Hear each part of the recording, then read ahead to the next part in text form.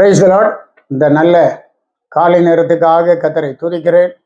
அதிகாலையில ஆண்டவராகிய இயேசு கிறிஸ்து நம்முடைய சீஷர்களுக்கு ஆலோசனை கொடுத்து நிறைவான மீன்களை வலை கிழிந்து போகத்தக்கதாக பிடிக்க செய்தார். நிறைவான மீன்களை வலை கிழிந்து போகத்தக்கதாக பிடிக்க செய்தார். இதுபோல நம்முடைய வாழ்க்கையில கூட அதிகாலையில் நாம் தேவ சமூகத்திலே காத்திருக்கும் போது நிச்சயமாக ஆண்டவர் ஆலோசனை தந்து நம்முடைய பிரச்சனைகளை ஜெயிக்கக்கூடிய எல்லா வழிகளையும் கர்த்தர் நமக்கு சொல்லிக் கொடுக்கிற ஆண்டவராக இருக்கிறார்.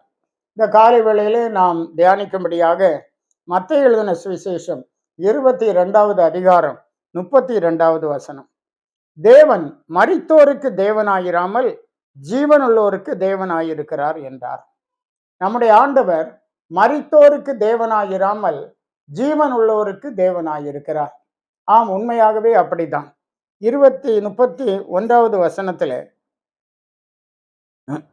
மேலும் மரித்தோர் உயிர்த்தெழுதலை பற்றி நான் ஆபிரகாமின் தேவனும் ஈசாக்கின் தேவனும் யாக்கோபின் தேவனுமாய் இருக்கிறேன் என்று தேவனால் உங்களுக்கு உரைக்கப்பட்டிருக்கிறதை நீங்கள் வாசிக்கவில்லையா? தேவன் மரித்தோருக்கு தேவனாயிராமல் ஜீவனுள்ளோருக்கு தேவனாயிருக்கிறார். இப்போ ஆபிரகாம், ஈசாக்கு, யாக்கோப் எல்லாரும் என்னது? உயிர்த்தெழுதல்ல நிச்சயமாக வருவார்கள். ஜீவன் உள்ளவர்கள், அவர்கள் ஜீவன் உள்ளவர்களாக இருக்கிறார்கள்.